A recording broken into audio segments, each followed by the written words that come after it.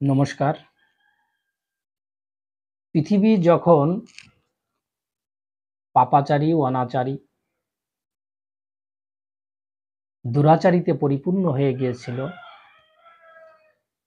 এই মনুষ্য জীবনকে রক্ষা করবার জন্য, এই ধর্মকে রক্ষা করবার জন্য স্বয়ং ভগবান শ্রীহরি মনুষ্য রূপে আবির্ভূত হয়েছিলেন আজকের দিনে।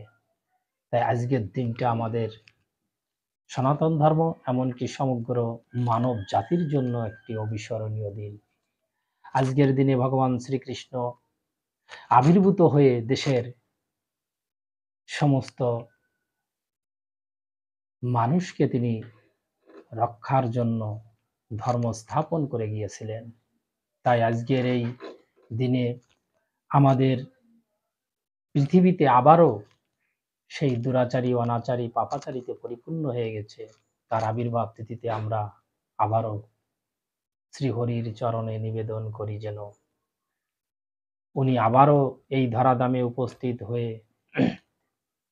আমাদের সমস্ত দুঃখ, আমাদের সমস্ত দুরবস্থা থেকে মুক্তি দিক, এই আমাদের কামনা। এই কামনায় আমি আজকে সংক্ষিপ্তভাবে আমাদের প্রাণ গোবিন্দ ভগবান শ্রীকৃষ্ণের আবির্ভাব তিথি উপলক্ষে ওনার আবির্ভাব সম্পর্কে কিছু কথা বলছি।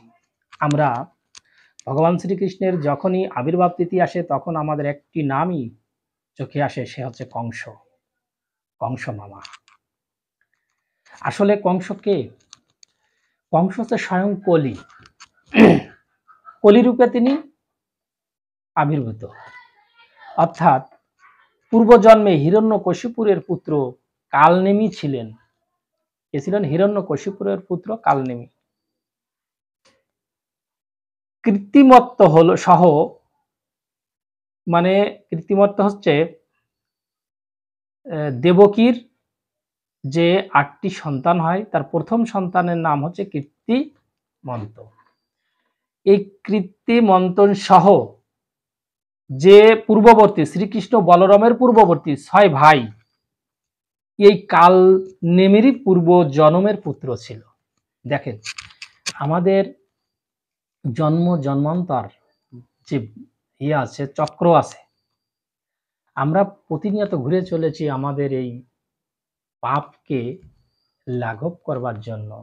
আমাদের প্রত্যেকটা মনুষ্য জীবনে জন্মগ্রহণ করা হয় হচ্ছে পাপের থেকে পরিত্রাণ পাওয়ার জন্য। আমি হয় বিগত জন্মে যে পাপগুলো আমি করেছি তাই খণ্ডাবার জন্য আমাদের মনুষ্য দেহ ধারণ করে একবার হে গোবিন্দ বলে ডেকে তার সান্নিধ্যে যাওয়ার যে উদ্দেশ্য, সেই উদ্দেশ্যের জন্য কিন্তু আমাদের এই মনুষ্য জন্ম। এখন আমরা প্রকৃত যে অত গভীরভাবে আমাদের জানবার দরকার নাই। আসলে আমাদের সবথেকে বড় বিষয়টা হচ্ছে ভক্তি। ভক্তি ভরে যদি ভজনা করা হয় অবশ্যই ভগবান শ্রীকৃষ্ণ আমাদের মুক্তি দেবেন। আজকের বিষয়টা একটু বড় হলেও আপনারা একটু ধৈর্য ধরে শুনবার চেষ্টা করুন। এবার আসছে কংসর পরে আসছে দেবকী। দেবকী কে? এইখানে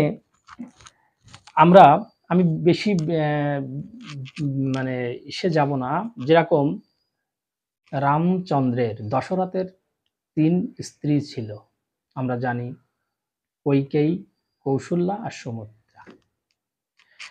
যখন রামের রাজ্য অভিষেক হতে যাচ্ছে তখন কৈকেয়ীর বাপের বাড়ির দাসী মন্থরা তাকে কুমন্ত্রণা দিয়েছিল।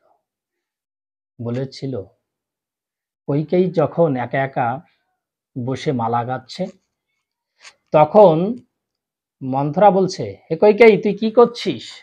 তখন কৈকেয়ী বলছিল, আমার রামের কাল অভিষেক হবে তো রামের জন্য আমি মালা গাচ্ছি। তখন মন্থরা বলছিল, ওরে কৈকেয়ী তুই ভুল করছিস, তোর সতীনের ছেলে রাম রাজা হবে আর তুই হবি দাসী। আর রাজমাতা হবে কৌশল্যা।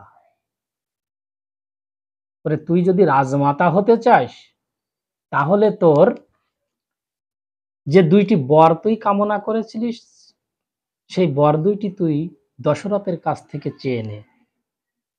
এখন দশরথের কাছে যে 2টি বর, আমি বিস্তারিত অতটা বলতে চাচ্ছি না, আমি সংক্ষেপে বলছি। তখন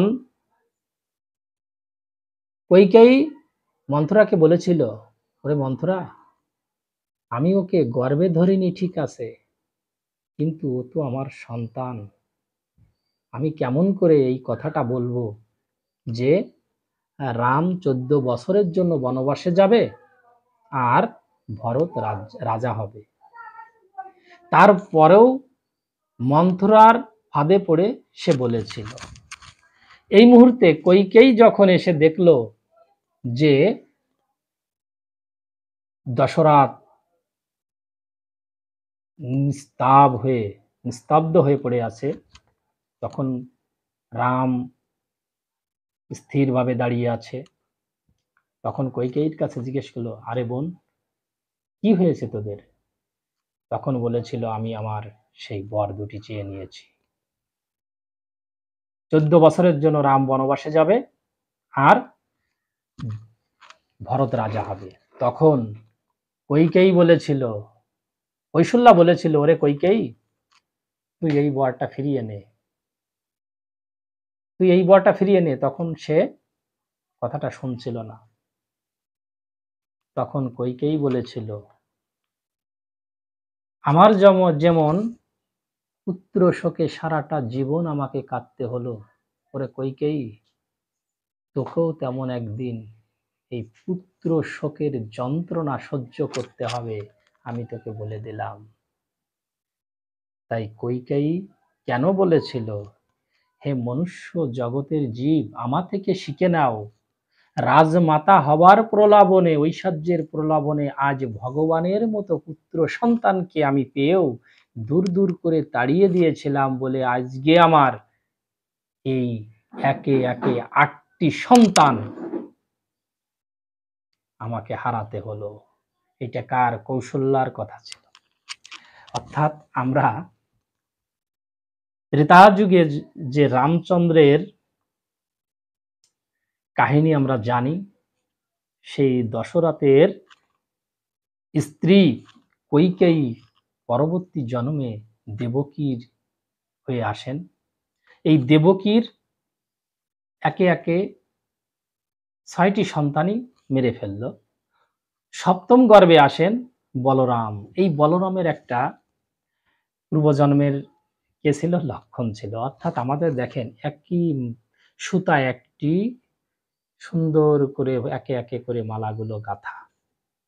আমাদের প্রত্যেকটা মনুষ্য জীবনে এমন, এই সুতার সাথে গাঁথা চক্র আকারে আমরা ঘুরছি। এখন হচ্ছে আমাদের এই বলরাম কিভাবে আসলো? লক্ষণ যখন তার ভাতৃপ্রেমের যে উজ্জ্বল দৃষ্টান্ত আমরা রামায়ণে দেখতে পাই, পিতৃভক্তির যে দৃষ্টান্ত আমরা রামায়ণে দেখতে পাই, পৃথিবীর ইতিহাসে কোথাও খুঁজে পাওয়া যাবে না। সতী সাবিত্রী সীতা মায়ের যে কাহিনী, যে চরিত্র আমরা দেখতে পাই, প্রত্যেকটা মানুষ জীবনে যদি আমরা এমন ভাবে চলতে পারতাম, আজ হানাহানি, মারামারি, জমি জমা নিয়ে এত টানাটানি, সবগুলো থাকতো না। মানুষের ভিতরে থাকতো না কোনো ধর্মের বৈষম্য, কোনো বিভেদ, কোনো শত্রুতা, শুধু থাকতো দয়া, স্নেহ, মায়া, মমতা, মনুষ্যত্ব। তাই এমনই অবস্থায় যখন বলরাম আসলেন, বলরামকে কি করলো? নিয়ে গেল। আর পরবর্তীতে আসলো কে? কৃষ্ণ গর্ভে আসলো। এবার কৃষ্ণ যখন দেবকীর গর্ভে আসলো, তখন কৃষ্ণ যখন জন্মগ্রহণ করলো, তখন কারাগার থেকে বসুদেব কি করলো? এই মাথায় করে নিয়ে, সেই রাতটা ছিল বর্ষার সময় মেঘ রাশিকে নিজ ফনায় বাধা প্রদান করে শ্রী শেষনাগ মানে প্রচন্ড বর্ষা ছিল এবং চারিদিকে খুব অন্ধকার, সমস্ত প্রহারীরা নিদ্রায় গভীর নিদ্রায় মগ্ন। এমন সময় শ্রীকৃষ্ণকে নিয়ে উনি যশোদার কোলে রেখে আসলেন। যশোদার ওই দিন একটা কন্যা সন্তান হলো। এই কন্যা সন্তানটা কি করলো, উনি কারাগারে নিয়ে আসলেন। এই হচ্ছে সংক্ষিপ্তভাবে যে জন্মের যে কাহিনী। তখন সকালবেলায় যখন কংস শুনল যে তার সন্তান হয়েছে, তখন উনি কারাগারে চলে গেলেন এবং ওই কন্যা সন্তানকে যখন তিনি উঁচু করে মারতে গেলেন, তখন যোগমায়ার এসে উনি শূন্যে উঠে গেলেন এবং বললেন, হে কংস, হে মূর্খ কংস, তুমি আমাকে বধিবে, তোমাকে বধিবে যে সে অলরেডি জন্মগ্রহণ করেছে, সে কোথায় বাড়ছে? গোকুলে। মানে আমরা বিষয়টা হচ্ছে কি, আমাদের অত গভীর জ্ঞানের দরকার নাই। আমরা কিছু কিছু জিনিসটা আমরা এখান থেকে গ্রহণ করব যে ভগবান শ্রীকৃষ্ণ আমাদের কি জন্য আসলেন এই পৃথিবীতে, এবং উনি দেখিয়ে গেছেন। আমরা যে পুরাণে যে পাই, গীতা, মহাভারত, রামায়ণের যে জিনিস আমরা যেগুলো পাই, যে আমাদের যে জন্মান্তরবাদ, দেখেন যে যেখানে যে অবস্থায় আমরা থাকি না কেন আমাদের সঠিকভাবে চলবো, তাহলে তা না হলে আমাদের পাপে পরিপূর্ণ হয়ে যাব।